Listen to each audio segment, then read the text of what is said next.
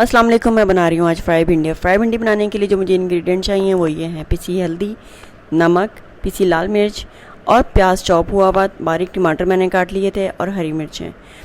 اور اس کے لیے میں نے سب سے پہلے جو فرائی بھنڈی میں جو چیزیں ہیں، سب سے مین چیز وہ ہے بھنڈی کو فرائی کرنا۔ سب سے پہلے میں نے ایک پین میں آئل ڈال کے اس بھنڈی کو فرائی کر لیا تھا، کیونکہ یہ ہے فرائی بھنڈی۔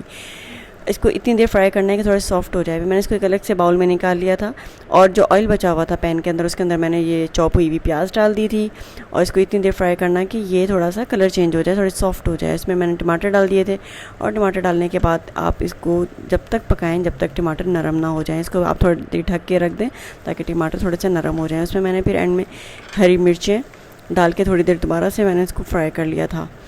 تو اس کے بعد آپ اس کے اندر جو بھی مسالے ہیں آپ مسالے ڈال دیں۔ نمک، مرچ، ہلدی میں نے اس کے اندر ڈال دی ہے۔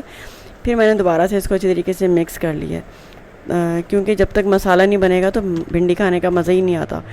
تو پھر میں نے جو فرائی ہوئی بھنڈی ہے وہ میں نے اس کے اندر مکس کر لی۔ بہت آسان جھٹپٹ بھنڈی تیار کرنے کا طریقہ ہے، آپ اس کو ضرور ٹرائی کریے گا۔